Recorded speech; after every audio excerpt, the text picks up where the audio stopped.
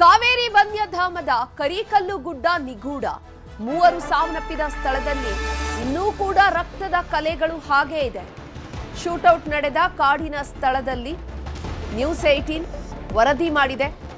ಆ ಸ್ಥಳದಲ್ಲಿ ಇನ್ನೂ ಕೂಡ ಆ ಮೂವರ ರಕ್ತದ ಕಲೆಗಳು ಹಾಗೇ ಇದೆ. ಗುಂಡೇಟು ಬಿದ್ದಂತಹ ಸಂದರ್ಭದಲ್ಲಿ ರಕ್ತ ಹರಿದಿದೆ. ಅಲ್ಲಿ ಆ ರಕ್ತದ ಕಲೆಗಳು ಆ ಕರಿಕಲ್ಲು ಗುಡ್ಡದ ಮೇಲೆ ಹಾಗೇ ಇದೆ. ಕಾಡಂಚಿನ ಗ್ರಾಮದಿಂದ 12 ಕಿಲೋಮೀಟರ್ ದೂರ ಅರಣ್ಯದೊಳಗೆ ಇರುವಂತಹ ಆ ಪ್ರದೇಶ ಹೇಗಿದೆ? ಆಗಸ್ಟ್ 14 ರಾತ್ರಿ ಮತ್ತು ಆಗಸ್ಟ್ 15ರ ಬೆಳಗಿನ ಜಾವ ಅಲ್ಲಿ ಏನಾಯಿತು ಅನ್ನೋದರ ಬಗ್ಗೆ ನಮ್ಮ ಚಾಮರಾಜನಗರ ಪ್ರತಿನಿಧಿ ಎಸ್ಎಂ ನಂದೀಶ್ ಘಟನಾ ಸ್ಥಳದಿಂದ ನೀಡಿರುವಂತಹ ಒಂದು ಸಂಕ್ಷಿಪ್ತ ವರದಿ ಇಲ್ಲಿದೆ ನೋಡಿ. ಏನು ಆಗಸ್ಟ್ 15ರಂದು ನಡೆದಂತಹ ಎನ್ಕೌಂಟರ್ ಪ್ರಕರಣ, ಆ ಘಟನೆ ನಡೆದಿದ್ದು ಈ ಒಂದು ಪ್ರದೇಶದಲ್ಲೇ. ಇದು ಕಾವೇರಿ ವನ್ಯಧಾಮದ ಶಾಗ್ಯ ಬೀಟ್ನ ಒಂದು ಕರಿಕಲ್ಲು ಒಡ್ಡು ಅಥವಾ ಕರಿಕಲ್ಲು ಗುಡ್ಡ ಅಂತ ಏನು ಹೇಳ್ತೀವಿ, ಆ ಒಂದು ಪ್ರದೇಶ. ಆ ಪ್ರದೇಶದಲ್ಲೇ ನಾನು ಪ್ರತ್ಯಕ್ಷ ವರದಿಯನ್ನು ಮಾಡೋಕ್ಕೆ ಪ್ರಯತ್ನ ಮಾಡ್ತೇನೆ. ಅವತ್ತು 14ರ ಸಂಜೆ ಒಂದು ಮಾಹಿತಿ ಬರುತ್ತೆ, ಇವತ್ತು ರಾತ್ರಿ ಬೇಟೆಗಾರ ತಂಡ ಹೋಗ್ತಾ ಇದೆ, 4 ತಂಡ ಅರಣ್ಯ ಪ್ರದೇಶಕ್ಕೆ ಹೋಗ್ತಾ ಇದೆ ಅಂತ. ಅದನ್ನು ಆಧರಿಸಿದಂತಹ ಅರಣ್ಯ ಸಿಬ್ಬಂದಿ 2 ತಂಡಗಳಾಗಿ ಅನೂರು ಮತ್ತು ಶಾಗ್ಯ ಬೀಟ್ನಿಂದ 2 ತಂಡಗಳು ಇಲ್ಲಿಗೆ ಪ್ರವೇಶವನ್ನು ಕೊಡ್ತವೆ ಅರಣ್ಯ ಏನು ಬೇಟೆಗಾರನ ಹುಡ್ಕೋದಕ್ಕೆ. ಆದರೆ ಬೇಟೆಗಾರರು ಸಿಗೋದಿಲ್ಲ. ಬೇಟೆಗಾರರು ಜಿಂಕೆಯನ್ನು ಬೇಟೆಯಾಡಿಕೊಂಡು ಅಥವಾ ಜಿಂಕೆ ಅಥವಾ ಬೇರೆ ಯಾವುದೋ ಒಂದು ಪ್ರಾಣಿಯನ್ನು ಬೇಟೆಯಾಡಿ ಈ ಒಂದು ಗುಡ್ಡದಲ್ಲೇ ಇರ್ತಾರೆ ಅಂತ ಒಂದು ಮಾಹಿತಿ ಸಿಕ್ಕಿರುತ್ತೆ. ಜೊತೆಗೆ ಇಡೀ ರಾತ್ರಿ ಎಲ್ಲ ಹುಡುಕಾಡ್ತಾರೆ ಅರಣ್ಯ ಸಿಬ್ಬಂದಿ, ಎಲ್ಲ ಕಡೆ ಹುಡುಕಾಡಿ ಏನು ಗಣಗಲ ಮರ ಒಂದು ವಾಚ್ ಟವರ್ ಇದೆ, ಆ ವಾಚ್ ಟವರಿಂದ ವೀಕ್ಷಣೆ ಮಾಡಿದಾಗ ಈ ಒಂದು ಗುಡ್ಡದಲ್ಲಿ ಒಂದು ಬ್ಯಾಟ್ರಿ ಬೆಳಕು ಬರುತ್ತೆ. ಆ ಬ್ಯಾಟ್ರಿ ಬೆಳಕನ್ನು ಆಧರಿಸಿ ಈ ಕಡೆ ಬರ್ತಾರೆ ಅರಣ್ಯ ಸಿಬ್ಬಂದಿ. ಈಗ ಅರಣ್ಯ ಸಿಬ್ಬಂದಿ ಬಂದು ಪಕ್ಕದಲ್ಲಿ ಈ ಗುಡ್ಡದ ಪಕ್ಕದಲ್ಲಿ ಏನು ನಾನು ಬಂಡೆ ತೋರಿಸ್ತಾ ಇದ್ದೀನಿ, ಆ ಬಂಡೆಯ ಪಕ್ಕದಲ್ಲೇ ಒಂದು ರಸ್ತೆ ಇದೆ. ಆ ರಸ್ತೆಯಲ್ಲಿ ವಾಪಸ್ ಹೋಗ್ತಾ ಇರ್ತಾರೆ, ಬೇಟೆಗಾರ ಸಿಕ್ಕಿಲ್ಲ ಅಂತೇಳಿ. ಅನುಮಾನ ಬಂದು ಈ ಒಂದು ಗುಡ್ಡಕ್ಕೆ ಬರ್ತಾರೆ. ಬಂದಾಗ ಇಲ್ಲಿ ಏನು 4 ಏನು ಬೇಟೆಗಾರರು ಅಂತ ಹೇಳಲಾಗ್ತದೆ, ಅವ್ರು 4 ಸಹ ಇದೇ ಸ್ಥಳದಲ್ಲಿ ಕೂತಿರ್ತಾರೆ. ನಾನೇನು ತೋರಿಸ್ತಾ ಇದ್ದೀನಿ, ಇದೇ ಸ್ಥಳದಲ್ಲಿ ಕೂತಿರ್ತಾರೆ. ಮುಖಾಮುಖಿ ಆಗುತ್ತೆ ಅರಣ್ಯ ಸಿಬ್ಬಂದಿ ಮತ್ತು ಅವರ ನಡುವೆ, ಏನು ಬೇಟೆಗಾರರ ನಡುವೆ ಮುಖಾಮುಖಿ ಆಗುತ್ತೆ. ಆ ಸಂದರ್ಭದಲ್ಲಿ ಬೇಟೆಗಾರರು ಅರಣ್ಯ ಸಿಬ್ಬಂದಿ ಮೇಲೆ ಗುಂಡು ಹಾರಿಸ್ತಾರೆ ಅಂತ ಒಂದು ಗೊತ್ತಾಗುತ್ತೆ. ಗುಂಡು ಹಾರಿಸಿದ ತಕ್ಷಣ ಆ ಒಂದು ಅರಣ್ಯ ಸಿಬ್ಬಂದಿ ತಪ್ಪಿಸ್ಕೊಂಡು ಅವರು ಪ್ರತಿದಾಳಿ ನಡೆಸಿದಾಗ ಇಲ್ಲಿ ಏನು ಅಂತೋಣಿ ಸ್ವಾಮಿ ಮತ್ತು ಪೀಟರ್ನವರು ಕೂತಿರ್ತಾರೆ ಇದೇ ಸ್ಥಳದಲ್ಲಿ. ಅವರು ಇಬ್ಬರು ಮೃತಪಡ್ತಾರೆ ಆ ಗುಂಡೇಟಿಗೆ. ಜೊತೆಗೆ ಇನ್ನೊಂದು ಪಕ್ಕದಲ್ಲಿ ಕುಮಾರ್ ಅಂತ ಕೂತಿರ್ತಾನೆ, ಆ ಕುಮಾರ್ ಸಹ ಈ ಒಂದು ಗುಂಡೇಟಿಗೆ ಬಲಿ ಆಗ್ತಾನೆ. ಅರಣ್ಯ ಸಿಬ್ಬಂದಿ ಗುಂಡೇಟಿಗೆ ಈ ನಾನು ತೋರಿಸ್ತಾ ಇದ್ದೀನಿ, ಇಲ್ಲಿ ಅವರ ರಕ್ತದ ಕಲೆ ನೋಡ್ಬೋದು. ಇಲ್ಲಿಂದ ಅವನು ಮೃತಪಡ್ತಾನೆ. ಜೊತೆಗೆ ಇದ್ರ ಪಕ್ಕದಲ್ಲಿ ಅಂತೋಣಿ ಏನು ಮಹಿಮಾದಾಸ್ ಅಂತ ಇರ್ತಾನೆ, ಅವನು ಇಲ್ಲಿ ಕೂತಿದ್ದು ಗುಂಡು ಹಾರಿಸಿದ ತಕ್ಷಣ ಈ ಕಡೆಯಿಂದ ನಾನು ತೋರಿಸ್ತಾ ಇದ್ದೀನಿ ನಿಮಗೆ, ಈ ಕಡೆಯಿಂದ ಕೆಳಗಡೆ ಓಡಿ ಹೋಗಿ ನಾಪತ್ತೆ ಆಗ್ತಾನೆ. ಅಲ್ಲಿಂದ ನಾನು ತಪ್ಪಿಸ್ಕೊಂಡು ಗ್ರಾಮಕ್ಕೆ ಹೋಗ್ತೀನಿ. ಅವನಿಗೆ ಕಿಡ್ನಿ ಸ್ಟೋನ್ ಪ್ರಾಬ್ಲಮ್ ಇರುತ್ತೆ, ಹಾಗಾಗಿ ಹೊಟ್ಟೆ ನೋವು ಬಂದು ತಕ್ಷಣ ಮೈಸೂರು ಆಸ್ಪತ್ರೆಗೆ ದಾಖಲಾಗ್ತಾನೆ. ಇದಿಷ್ಟು ಅವತ್ತು ನಡೆದಂತಹ ಘಟನೆ.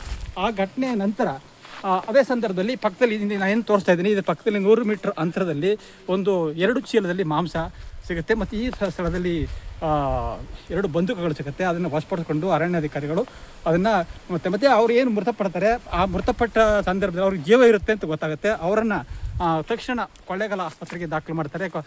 ಆದರೆ ಮಾಧ್ಯಮದಲ್ಲಿ ಅವ್ರು ಮೃತಪಟ್ಟಿರ್ತಾರೆ. ಅವ್ರನ್ನ ತಕ್ಷಣ ಅಲ್ಲಿಂದ ಮತ್ತೆ ಮೈಸೂರಿನ KR ಆಸ್ಪತ್ರೆಗೆ ದಾಖಲು ಮಾಡಿ ಅಲ್ಲಿ ಮರಣೋತ್ತರ ಪರೀಕ್ಷೆ ನಡೆಯುತ್ತೆ. ಇದಿಷ್ಟು ಅವತ್ತು ಏನು ಘಟನೆ ನಡೀತು ಅದರ ಒಂದು ಪ್ರತ್ಯಕ್ಷ ವರದಿ. SM Nandish, news 18 Chamarajanagar. ಪ್ರತೀಕಾರದ ಕತೆ ಹೇಳುತ್ತಿವೆ ಕಳ್ಳಬೇಟೆ ತಡೆ ಶಿಬಿರಗಳು. ದುಷ್ಕರ್ಮಿಗಳ ಆಕ್ರೋಶಕ್ಕೆ ತುತ್ತಾಗಿರುವಂತಹ ಅರಣ್ಯ ವಸತಿ ಗೃಹಗಳು. ಕಾವೇರಿ ವನ್ಯಧಾಮದ 8 ಕಳ್ಳಬೇಟೆ ತಡೆ ಶಿಬಿರಗಳನ್ನ ಧ್ವಂಸ ಮಾಡಿದ್ದಾರೆ ದುಷ್ಕರ್ಮಿಗಳು. ಪ್ರತೀಕಾರದ ಸೇಡಿಗಾಗಿ ಈ ಶಿಬಿರಗಳನ್ನ ಧ್ವಂಸ ಮಾಡಿ ದುಷ್ಕರ್ಮಿಗಳು ತೆರಳಿದ್ದಾರೆ. ಮಿಂಚಿನಾರೆಹಳ್ಳ ಮತ್ತು ಹೊಳೆಮುರದಟ್ಟಿ ಶಿಬಿರಗಳನ್ನ ಧ್ವಂಸ ಮಾಡಿರುವಂಥದ್ದು. ಜಿಲೆಟಿನ್ ಬಳಸಿ ಸ್ಫೋಟಗೊಳಿಸಿದ್ದಾರೆ. ಆ ಶಿಬಿರದ ಗೋಡೆಗಳು ಕೂಡ ಛಿದ್ರವಾಗಿ ಹೋಗ್ಬಿಟ್ಟಿದೆ. ಮೇಲ್ಛಾವಣಿ ಎಲ್ಲ ಕುಸಿತ ಆಗಿದೆ. ಜನರೇಟರ್ ಮತ್ತೆ ಸೋಲಾರ್ ಸಾಮಗ್ರಿಗಳೆಲ್ಲವೂ ಕೂಡ ಆಹುತಿಯಾಗೋಗಿದೆ ಆ ಸ್ಫೋಟಕ್ಕೆ.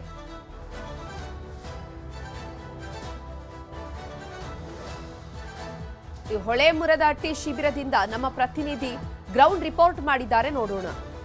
ನಾವೀಗ ಕರ್ನಾಟಕ ಮತ್ತು ತಮಿಳುನಾಡು ಬಾರ್ಡರ್ ಇರ್ತಕ್ಕಂತಹ ಒಂದು ಹೊಳೆಮುರದಟ್ಟಿ ಅಂತ ಒಂದು ಆನೆ ಕಳ್ಳಬೇಟೆ ತಡೆ ಶಿಬಿರ ಇದೆ, ಅಲ್ಲಿದ್ದೀವಿ. ಇದನ್ನ ನೀವು ನೋಡ್ಬೋದು. ಇದನ್ನ ಸಂಪೂರ್ಣವಾಗಿ ಒಳಗಡೆ ಎಲ್ಲ ಧ್ವಂಸ ಮಾಡಿದ್ದಾರೆ. ಡೈನಮೈಟ್ ಮತ್ತು ಜಿಲೆಟಿನ್ ಬಳಸಿ ಧ್ವಂಸ ಮಾಡಿರೋದಂತ ನಾವು ಕಾಣ್ಬೋದು. ಜೊತೆಗೆ ಇದು ನಾನು ತೋರಿಸ್ತಾ ಇದ್ದೀನಿ, ಇದು ಕಾವೇರಿ ನದಿ ಅದೇ ರೀತಿ ಹರಿತಾ ಇದೆ. ಪಕ್ಕದಲ್ಲಿ ತಮಿಳುನಾಡು, ಆ ಕಡೆ ಭಾಗ ತಮಿಳುನಾಡು, ಈ ಕಡೆ ಭಾಗ ಕರ್ನಾಟಕ. ಕೆಲವರು ದುಷ್ಕರ್ಮಿಗಳು ಆ ಕಡೆಯಿಂದ ಬಂದಿದ್ದಾರೆ ಮತ್ತು ಈ ಮರಿಯಮಂಗಲ ಸುತ್ತಮುತ್ತ ಗ್ರಾಮದಿಂದ ಬಂದು ಇಲ್ಲಿಗೆ ಬಂದು ಈ ಒಂದು ಕಳ್ಳಬೆಟ್ಟ ತಡೆ ಶಿಬಿರಗಳು ಮತ್ತು ವಸತಿ ಗೃಹಗಳನ್ನು ಧ್ವಂಸ ಮಾಡಿದ್ದಾರೆ ಅಂತ ಗೊತ್ತಾಗ್ತಾ ಇದೆ.